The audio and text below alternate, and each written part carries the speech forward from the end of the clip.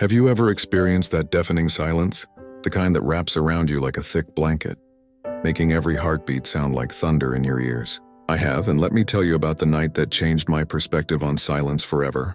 It was 3 years ago during a solo camping trip in the remote wilderness. I'd always thought I loved solitude, craved it even. But that night, as the sun dipped below the horizon and the forest fell into an unnatural hush, I began to understand what terrible silence truly meant.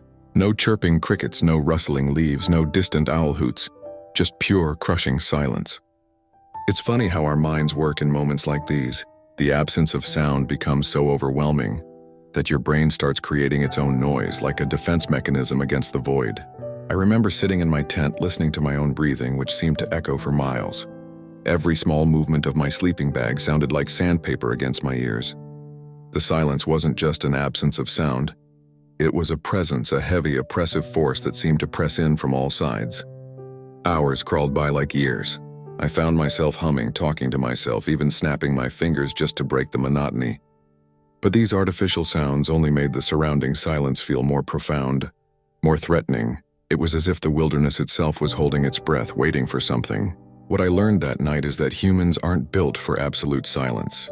We're creatures of rhythm and sound. Our hearts beat, our lungs breathe, our blood rushes through our veins.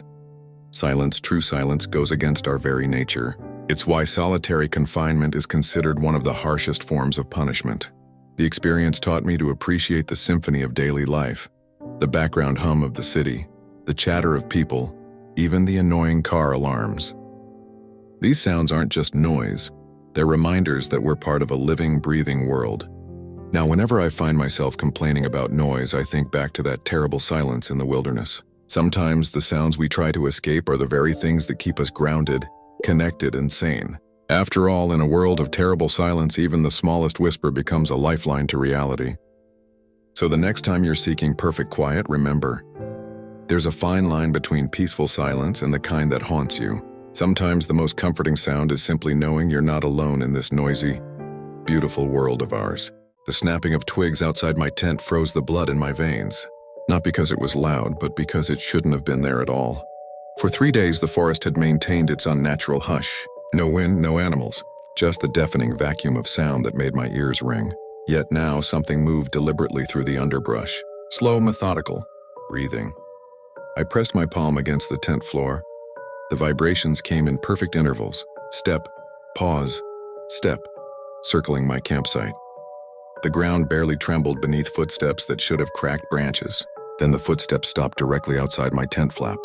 The silence that followed was worse than before, not empty, expectant. My own breath came in shallow gasps as I watched the tent zipper begin sliding open by itself. Moonlight spilled in, illuminating the impossible. No shadow, no figure.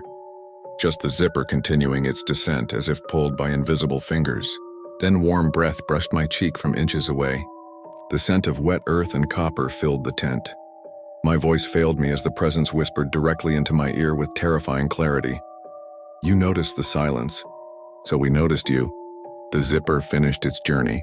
The tent flap fell open, and for the first time in 3 days the forest made sound.